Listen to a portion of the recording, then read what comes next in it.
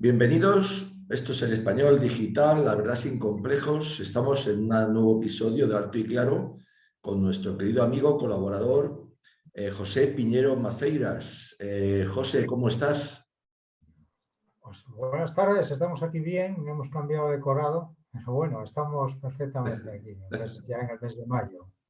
Bueno, yo quería recordar, porque para nosotros es un orgullo y además una gran satisfacción, que José Piñeiro Maceiras es el autor de un libro tan interesante que no debe faltar en una biblioteca, y yo creo que su libro de cabecera, como es La represión de Franco, persecución y normativa en la España nacional del 36 al 45. José, el libro es producto de una investigación tuya de cerca de 30 años, ¿no? Sí, aproximadamente desde 1996, así aproximadamente, en profundidad. Claro, Yo el libro prácticamente lo terminé en el 2000, 2007, 2008, y después le he ido pegando, le he dado pequeños repasos, ¿no? muy Hasta la bien, actualidad. Pero claro, lo grosso que el libro quedó prácticamente ya bien hecho y perfecto en el año 2006-2008. muy Después he bien, ido modificando y alterándolo un poco en función de otras cosas que van apareciendo. claro.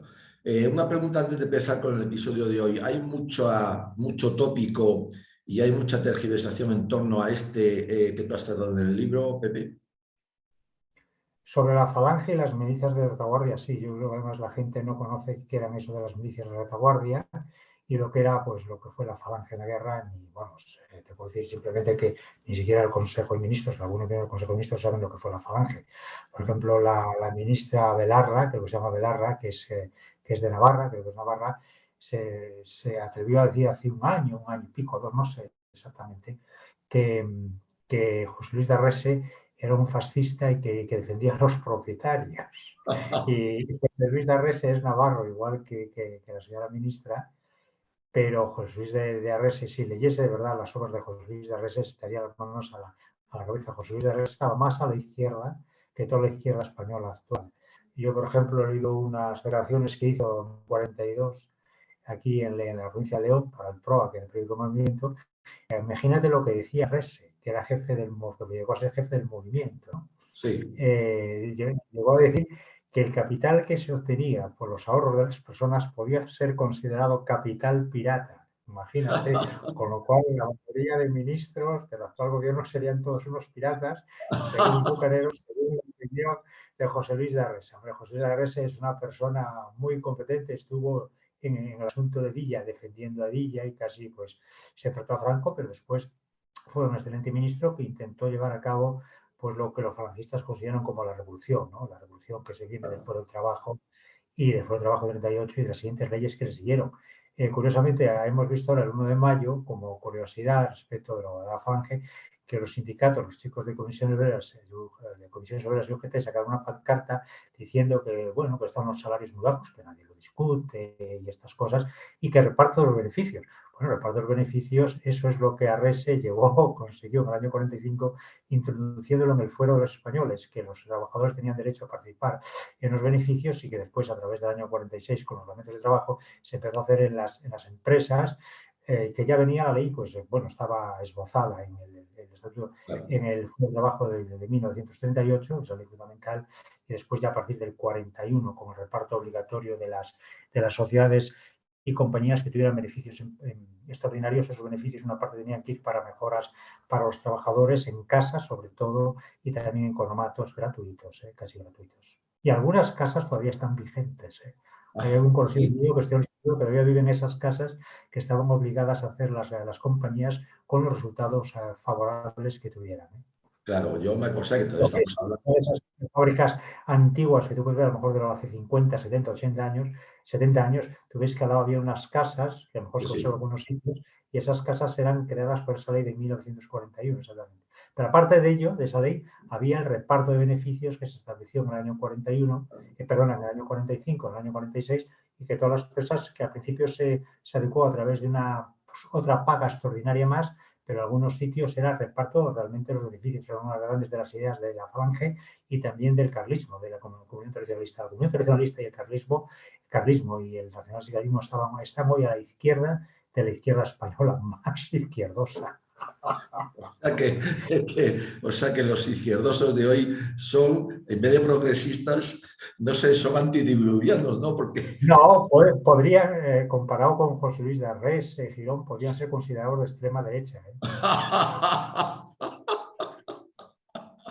bueno, a mí me dejas patidifuso porque de verdad qué interesante, qué interesante. Qué pena Oh, bueno, también que hoy día eso ya hablaremos más detenidamente, pero bueno, es algo que se ha mantenido. Yo he llegado a pensar, malevadamente, que esto de la memoria histórica, memoria democrática, es una mordaza que se pone en la historia de España para saber que hubo un movimiento relacionado con el régimen 18 de julio, que fue pues las ideas del régimen eran las de la Falange y la Comunidad Nacionalista, que la gente no sepa lo que pasó sobre todo beneficios para el mundo del trabajo, para los campesinos, hubo reparto de tierras, claro, a través de los famosos huertos familiares, cuales se atribuían a personas pues unas huertas, e incluso una yunta de bueyes se les daba, o sea, eran cosas. ya, ya, ya. Hay incluso en Andalucía, donde ha tenido mucha fuerza el Partido Socialista, creo que hay algún pueblo que se llama Huertas de San Fernando o unas huertas familiares. Yo una vez que pasé por la fui hasta abajo, hasta allá Málaga, me di cuenta. ¿Sabes? Sí, sí, sí, Son sí. cosas que son así. Eso es la historia, está publicado en el Boletín Oficial del Estado. Tendrían que destruir el Claro, Boletín Oficial del Estado para que no se supiera lo que pasó en esos años. claro, claro. Pero Exactamente. bueno, Vamos, como, yo soy hijo de un empresario, perdona, yo soy hijo de un empresario que era jornalero, cuando estalló el movimiento era jornalero, y todo eso lo sé perfectamente como era la empresa, como claro, los beneficios, efectivamente, esas cosas, sí, claro. exactamente. Bueno, pues trasladando lo que nos ha dicho tan interesante sobre la Falange, vamos a ver cuál fue este comportamiento, esas milicias de las que tú hablas y que de luego nosotros desconocemos. Para mí el libro es uno de los grandes descubrimientos, este de esas milicias de retaguardia y esas actuaciones. Bien. Y yo quería que nos volcaras, por favor, un poco de tus conocimientos sobre este tema tan desconocido, además, incluso por los falangistas de hoy, me temo, porque Sí, sí, no lo conocen tampoco, ¿eh? No, pero que quieren que perdone, pero no lo conocen, ¿no?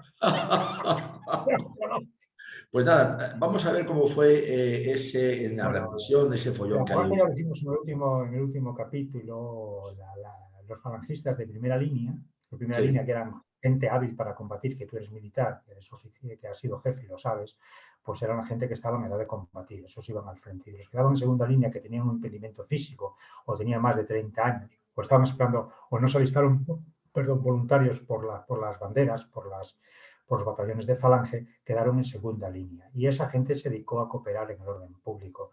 Pero se dedicó a cooperar con el orden público, en primer lugar, porque ya en España, desde la novísima recopilación de 1805, creo que pongo el artículo además, de la novísima sí, recopilación, la necesidad de cooperar los habitantes a la defensa de la paz y el orden público, defendiéndolo de los malhechores, ¿no? Y eso también había que volver para la época medieval con los famosos Somten. Entonces se viene la palabra sí, Somaten, que eran pues milicias que se establecían en los pueblos para defender en la Edad Media de los malhechores y de los ladrones, ¿no? Entonces, eso es la idea que existió siempre en España y que en la época de Primo de Rivera se tomó en profundidad con la creación ya del Somatén a nivel nacional y ah, después, cuando estalla el movimiento, pues se hace lo mismo. Como hay una serie de mucha gente que se alista, porque fueron millares de personas que se alistaban a la Falange, al Requeté y a los partidos de derechas, pues lógicamente muchos miles quedaron encuadrados en segunda línea. Y esas personas seguían las órdenes de las autoridades que se encargaban de defender el orden público. El orden público no solo era la paz pública, sino que según la ley de orden público era también la defensa de los principios políticos de aquella época, los principios políticos que defendían los alzados, ¿no? claro. Entonces es la importancia de la falange. Como la falange tuvo muchísima gente, pues era igual. Pero yo quisiera hablar de las milicias ciudadanas, que nadie Muy habla de bien. ellas, que tienen muchísima importancia y que esas milicias pues se llamaron, pues aquí en el noroeste se llamaban caballeros, los caballeros de La Coruña, los caballeros falangistas de Orense, los Sí, caballeros de Santiago de Orense, incluso hasta los caballeros de la muerte, que eran un grupo de personas que se dedicaban a hacer trabajos represivos ah, en las líneas, prácticamente en las líneas de frente, ¿no? ah, Yo los he localizado en los primeros días del movimiento en Sanabria, combatiendo contra los revolucionarios. También combatieron en León, en la parte norte. Yo encontré gente, testigos que hablaron con ellos, eran gallegos. Y también en la zona de Palencia, cuando en el año 37 también estaban allí, hubo combates bastante duros. Es curioso recordar, y que estos gallegos, cuando llegaron a la parte norte de León, vinieron en tren, estas milicias especiales, y iban con un cartel en la locomotora, venía la locomotora en gallego, escrito en gallego, todos estos que hablan de nacionalismo y tal, decían, ainda quedan más, dice, todavía quedan más, todavía quedan más. Estas son cosas, ¿sabes? Lo dijo una persona que los conoció, estas Sí, personas. sí. Bueno, pero esos eran unidades específicamente de combate, porque los caballeros de La Coruña recibieron una condecoración, creo que la medalla individual, militar, individual, de forma colectiva, por la conquista que hicieron en Oviedo. Incluso yo creo que fueron como también. Bueno, pero aparte de ello, también hay otras entidades que estuvieron en segunda línea, que son las milicias ciudadanas, que eran aquellas personas que no querían alistarse a Falange ni a los requetés, y entonces querían que eran más independientes y formaban parte de esas milicias, que yo me refiero ahí a un decreto de Queipo Avellano 24 de julio creando las milicias cívicas y que los que no quieran participar en Falange o requeté y tengan derecho de uso de armas quedan encuadrados en las milicias ciudadanas o milicias cívicas. Pues, hubo muchas, por ejemplo, en Andalucía, aquí en el norte, en Zaragoza, las milicias ciudadanas que se encargaron gran parte de la represión, y también en León las milicias cívicas, en Galicia las milicias cívicas. Bueno, pues las milicias cívicas, ahora te puedo decir que eran personas, yo conocí a algunos, incluso conocí una persona que era de las milicias cívicas, pero que no lo supe hasta que mi padre me lo dijo. Un tío de mi padre, que había sido de las milicias cívicas. Eran personas muy serias, muy serias. Yo lo conocí, eran personas muy serias, de unos 30 años para adelante. Ese tío de mi padre, que se llama Severino, había nacido sobre 1890, ¿no? Generalmente eran personas muy altas para la época, que rondaban el 1,90 m, muy altas para la época, pero muy serias, hasta el punto que después creo que Franco encontró algún documento, quiso establecer un sistema de información en el año 37 para él solo, para ver qué estaba ocurriendo en la retaguardia, y pedía personas serias desde el primer momento que se adhirieron al movimiento, pero que eran apolíticos. Iban por estas personas. Y ya sé, algunas personas que realmente fueron de esos servicios de información especiales que utilizaron estas milicias ciudadanas, que después, en plan de broma, los combatientes, como eran milicianos, le dijeron, bueno, más que milicianos son 1000 ancianos, porque algunos tenían 50 o 40 años, 60 años. Qué mala leche, ¿no?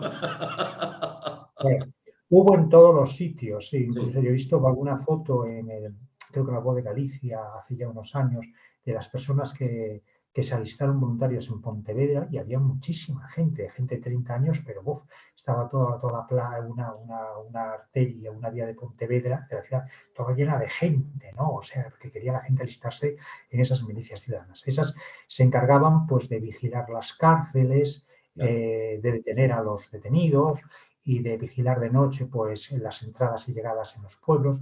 Eso se hacía. Y eso también lo hacían las milicias de Falange, y también lo hacían las milicias de los requetés y de otros partidos de derecha, como las JAP, Comités de Acción Popular, que eran de la FEDE o Sí, Revolución claro. Española. Pero eran las personas que no podían combatir o que no estaban llamados a combatir a primera línea todavía, ¿no? Pero todas estas personas, estas milicias, como dices, actuaban siempre bajo la disciplina y la autoridad militar. Es decir, no eran Sí, gente sí, sí. como El los lado milicianos del otro lado que iban por su cuenta haciendo lo que querían, ¿no?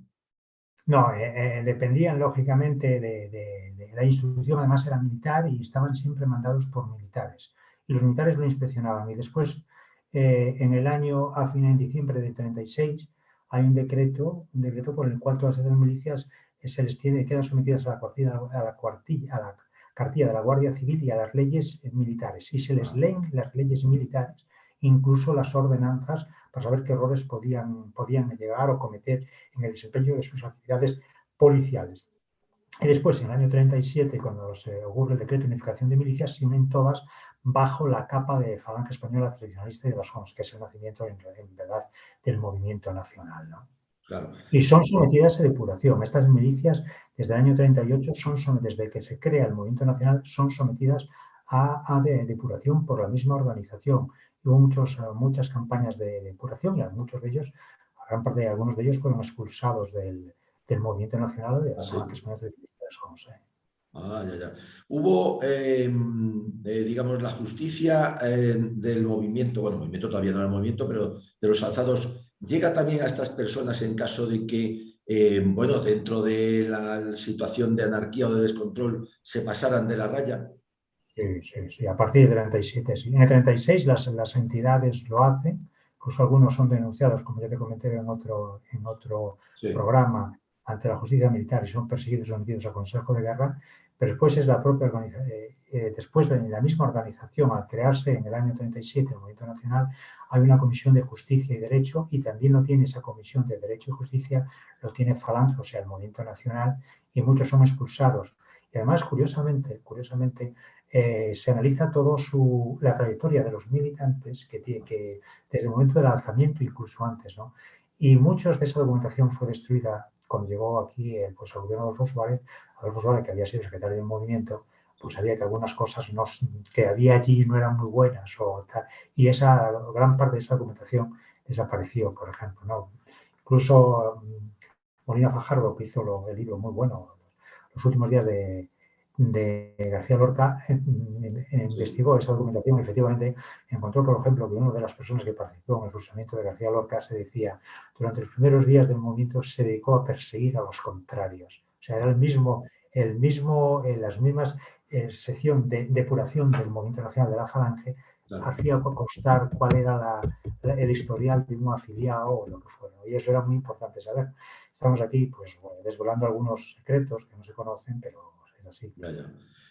Mira, el nombre a García Lorca. ¿Qué opinas tú de lo que le pudo ocurrir a García Lorca? Porque hemos visto los libros de Jam Division y demás. Después estuvo buscando el cadáver, no encontró nada, lo cual quiere decir que posiblemente este hombre patinara bastante porque había dicho aquí, aquí está y no había nada. ¿Qué opinas tú dentro de estas actuaciones que pudo ser con mayor seguridad y siempre salvando, por supuesto, el desconocimiento de ciertos detalles, lo que pudo ocurrir a García Lorca y si lo suyo fue un ejemplo o no?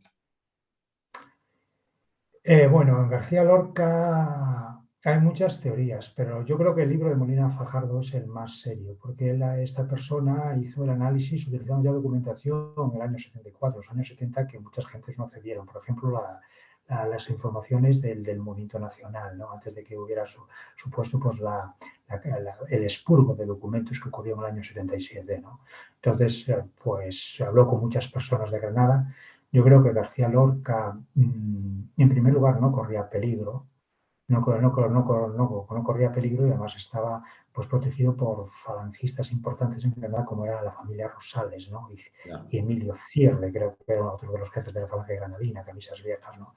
Lo que sucede es que hubo una denuncia contra él, y esa denuncia contra él, que creo que le hizo Ruiz Alonso, que era un antiguo diputado de la CEDA, y había estado afiliado también en las JONS, resolvió y se metió en ya, la CEDA después, pues creo que de ahí viene la denuncia de él. Y la denuncia la leyó José Rosales, Pepinique, el hermano del poeta Luis Rosales, sí, y por lo que le comentó a Molina Fajardo era una denuncia de más de un folio en la que decía que era espía de Rusia. Claro, esto el comandante Valdés, que tiene muy mala prensa, que era el jefe de orden público, el gobernador civil, lógicamente de Granada, le dijo cuando José Rosales fue a interceder por él, porque era una persona, dice, oye, esta persona la conozco y es inofensivo para las ideas que defiendo, dijeron, mira, Pepe, hay esta denuncia, yo tengo que investigar qué pasa en esta denuncia. Esa claro, denuncia, pues, estaba ahí. Y entonces, pues, es lo que pasó, ya, ahí fue eso, y bueno, realmente la denuncia existió. Incluso después, el mismo libro de Molina Fajardo encuentra que unos policías le hacen saber un poco más adelante de que le habían encontrado documentación de que se le acusaba realmente de que era un espía del otro lado. No se sabía realmente, pero lo que sí es cierto es que, vamos a ver, desgraciadamente Federico había firmado de buena fe, yo creo, como miembro constituyente de la Sociedad de Amigos de la Unión Soviética, sí, y lógicamente eso se sabía, los militares sabían que eso era una pantalla que utilizaba la Tercera Internacional del Comité, claro, ¿no? Además, eso está aprobado porque en un estudio, un informe que hace el gobierno de España en el año 35 sobre Tercera Internacional en España, se acredita, y hablaremos de esto más adelante, que la Sociedad de Amigos de la Unión Soviética era una sociedad que dependía de la Tercera Internacional. Yo creo que por ahí pudieron venir los momentos y en ese confusionismo, pues desgraciadamente Federico fue pasado por las armas, que fue una gran barbaridad, la verdad es que sí. Pero se hizo, los Rosales, que eran falangistas, hicieron todo lo posible para evitar que hubiera ocurrido eso. Y realmente cuando se llevó, cuando tenía la libertad del jefe que era, creo que era Ramón Espinosa, el jefe militar de toda Granada, que habían fusilado el día, unas horas antes. Fue una lástima. Esas cosas pasaron, porque claro, en esos momentos se prescindía por lo que establecía la ley de orden público de procedimientos rápidos para los que se consideraban espías. Los espías, según el reglamento de campaña, no se les sometía a las leyes de guerra. Y eso, lógicamente, si había esa acusación tan grave, había que entenderlo. Que lo que hay que reprochar al comandante Valdés y de verdad, con lo que digo, con lo que es José Rosales, usted tenía que haber pedido que eso no se llevase a cabo. Parece ser, no se sabe realmente, que Valdés, cuando lo sacaron para matarlo, para matarlo, no estaba en la oficina, estaba recorriendo unos puestos en el frente de Granada. También hay que tener que Granada lamentablemente estaba cercada y ahí en esas posiciones militares son difíciles.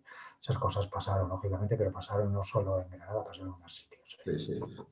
No, es verdad, vamos a ver, hay una anécdota, si no recuerdo mal, de Franco con Santana, el tenista, cuando lo recibió un día, y parece que Santana le dijo, bueno, mi familia hubo algunos que sin culpa ninguna pues se fueron encarcelados, y Franco pues le dijo, mire, es que hay situaciones en la vida en las que no cabe duda que pagan justos por pecadores, dejando la cosa diciendo, sobre todo en aquel momento de tanta confusión. Es muy Pero difícil. vamos a ver, lo que yo noto es una obsesión desde el primer momento, dentro de lo posible, lógicamente, en el bando nacional por el orden, mientras que en el bando del Frente Popular el desorden prácticamente continúa hasta el final de la guerra. ¿Evolucionan estas milicias conforme va evolucionando la guerra? Sí, en el lado nacional las milicias pasan a ser controladas por el Estado, cuando nace, porque realmente hay que tener las cosas claras. Hasta el año 37 no se puede hablar de Estado Nacional. El Estado Nacional, como tal, nace en enero del 38 con la Ley de Organización de la Administración Central del Estado, que es enero del 38, por el cual se crean los ministerios. Hasta entonces no existe un Estado. Existe, como decía Serrano Suñer, si me permites la frase, que era un jurista extraordinario, existe un estado de guerra campamental, de guerra exactamente. Claro. Pero eso no existe realmente, un Estado hasta el 38 no existe. Y hablar de franquismo en el 36 es una barbaridad de tipo propaganda política. El franquismo nace con la unificación, con el decreto de 19 de abril de 1967 y de forma específica, lógicamente, con la creación del primer gobierno de Franco, que es de 1968, y con la instauración de los ministerios, que es de enero de 1968, exactamente. Donde curiosamente hay una ley una ley curiosísima, una norma, en esa ley 38, donde se dice lo que va a ser el régimen de Franco, que es muy curioso, habla de dictadura, y a ver si de tiranía y tal, pero realmente ahí se dice que los que van a tener el poder en el régimen, esto es en el año 38, van a ser los ministros. Los ministros son los que van a decidir y solo Franco tiene lo que apruebe el ministro. Lo que aprueba el ministro hace la ley, el ministerio hace la ley, por ejemplo, y se aprueba en el Consejo de Ministros por todos los ministros. Y solo Franco al fin tenía pues la posibilidad de empate de decidir, ¿no? Claro. Entonces, si tú te fijas en los gobiernos de Franco, desde el 38 hasta el último gobierno, el 75, siempre estaban las familias que habían ganado la guerra civil. La Falange, la Constitucionalista, la derecha, la Iglesia, el Ejército, incluso la banca, todas estas cosas. Puedes hablar de que eso fue un gobierno personal, sí, por arriba sí, pero por abajo no, por abajo no, porque las milicias, vamos a ver, las familias que ganaron la guerra, que no eran todas iguales, no tenía cada uno su ministerio, y ese ministerio el viernes, cuando se reunían, pues lógicamente allí se decía voy a aprobar esta ley y tenían que aprobarlo los otros, lógicamente. Aprobar, obviamente. Claro. Es la ley de administración central del Estado, que ha estado vigente hasta la entrada de la democracia, funcionó sin ningún problema, incluso después. Hasta yo creo que hasta el año, no diría, pero yo creo que hasta el año 1993 esa ley estuvo vigente. Estuvo vigente. Bueno, es legendario, o sea, lo han contado infinidad de ministros, que cuando había un consejo de ministros, Franco llegaba allí, se sentaba, empezaba con el orden del día y lo único que hacía era escuchar. Escuchaba a sus ministros, estos debatían, daban opiniones a favor, en contra, qué medidas tomar, y en todo caso, como tú bien has dicho, él, al final, si veía que no había un quórum suficiente, pues bueno, emitía ese, digamos, voto por el cual, que además los demás acataban, pero después de haber escuchado largo y tendido las opiniones de todos, que como tú bien dices, efectivamente representaban a todas aquellas opciones, incluso políticas, porque hoy día, si lo traducimos a nuestros días, pues podemos decir que los monárquicos que había eran más liberales, el Falange, por supuesto, no era fascista, pero digamos, era una cosa intermedia, casi revolucionaria. Los carlistas eran más conservadores. Entonces, yo creo que eso, digamos, estuvo siempre así estructurado y bien estructurado, no era una dictadura Sí.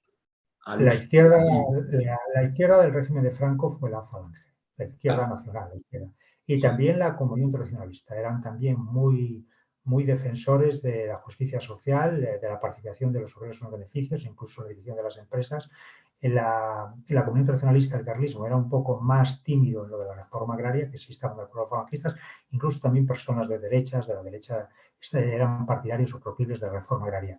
Los carlistas no eran tanto. No eran claro, tanto porque, lógicamente, provenían del norte y ahí la propiedad estaba más repartida que en el sur, ¿no? claro, Donde sí claro, había grandes latifundios y tal. claro, O sea, es así, claro. No, claro. se ha metido por cuestiones políticas, pero esto cuando pase toda esta borrachera de cuestiones políticas y de propaganda sobre el régimen franco se estudiará clarísimamente. Solo con leer la Ley de Administración Central del Estado del año 38 se ve claro, vamos. ¿Quién Claro. mandaba allí? Mandaban los ministros, curiosamente, tenía mucho poder. Claro, efectivamente. Bueno, y llegamos al final de la guerra. ¿Qué ocurre con estas milicias que han estado funcionando? Tienen sus méritos, desde luego, y llega el final de la guerra y la cosa va a cambiar radicalmente. ¿Qué pasa con ellas, Pepe? Las milicias después de la guerra, yo creo que duran unos meses, se les quitan las armas. Realmente, ¿por qué las milicias tenían armas, otras milicias ciudadanas? Porque el año 35, lo digo en el libro, hay un decreto por el cual se permite que las personas que coadyuven, dice así, o que ayuden al mantenimiento del orden público, se les dará armas. ¿Qué pasó? Que aquí se da armas, pero que el que controla es el ejército, como tiene que ser. En el republicano, ¿quién se da armas? A los sindicatos Ah, tal, y los que mandan son ellos. Esa es la gran paradoja de los republicanos, del bando rojo, es decir, que es el partido, los partidos y los sindicatos quienes controlan la represión. Y como eran personas muy radicales, pues lógicamente se llegó a esa matanza colosal que ocurrió en el bando republicano. Sabes que fue algo horrible, algo que asusta todavía. sí, sí, sí, sí, sí. Y por supuesto, claro, ya más adelante, en el 45, estas milicias, digamos, esta gente se ha reintegrado No, en sus no, casas. no, no, se desaparecen ya porque la Falange deja de ser una milicia, yo creo que en el 39 en el 40, y lógicamente se dedica solo a la Falange, se establece solo como movimiento nacional, pero el movimiento nacional formaban parte los jefes y oficiales, no estaban obligados a saludar con el brazo a la romana, que algunos dicen que es un brazo, que es un saludo fascista, eso también había que tener cuidado, es el saludo a la romana, ni tampoco a cuadrarse ni nada, los militares estaban allí como miembros del Estado o de la nación, ¿no? Pero además Claro, también formaban parte de los ministros y estas personas, pero bueno, eso estaba claro, no era tampoco. claro, Pasa que al régimen de Franco se le dio, porque es lógico, una importancia muy importante a la Falange. Yo creo que fue eh, uno, uno de los ministros, últimos ministros secretarios del movimiento, eh, que fue uno de los que ayudó al nuevo régimen, ¿cómo se llama? Suárez. Ah, sí, hombre, que era asturiano, caray que yo creo que fue presidente de las Cortes. Sí, yo soy sobrino medio clase de Derecho Político, caray. ¿Cómo se Torcuato, llama? Fernanda Pues Miranda. se me ha olvidado, ya te lo diré, es que se No, llama, Fernanda era Miranda. un hombre muy famoso, sí, fue mentor, yo creo que relacionado con Juan Carlos I, ese Sí, hombre, en el año Torcuato Torcuato Fernández. Fernández, exactamente, que fue, yo creo, en el 69, fue en Sí, el sí, 69 ministro secretario del movimiento. sí, Pues yo sí. creo que en el 71, 72, en el acto de afirmación que se hacía en Valladolid de Unión, que era institucional de la Unión de la Falange y las JONS, dijo una cosa muy clara, que es una verdad como un templo. Además era un catedrático de Derecho Político muy bueno, y del cual Fernández Miranda. La Falange no es el movimiento nacional, pero es la savia del movimiento. Y es Ya. verdad, eso es la historia. Bueno, Pero eso no quiere pues, decir que todo el movimiento nacional fuera falangista, no, no, había claro, de muchas familias claro. políticas desde la derecha, por ejemplo, Torcuato Fernández Miranda era una persona monárquica y era presidente, era el ministro secretario del Movimiento Nacional, con lo cual está clarísimamente de que en el Movimiento Nacional había de todas de todas las ideologías que habían ganado la guerra, Claro. pero sobre todo, naturalmente, habría que defender unos principios que eran los principios, si quieres, josé antonianos, de la guerra Claro, de Desmos, efectivamente. de los carlistas como Donoso Cortés, Claro. y etcétera, etcétera, naturalmente. Pues nada, Pepe, muchas gracias. Se nos ha acabado el tiempo, estamos a 2 minutos. ¿Quieres dar un epílogo a este capítulo interesante?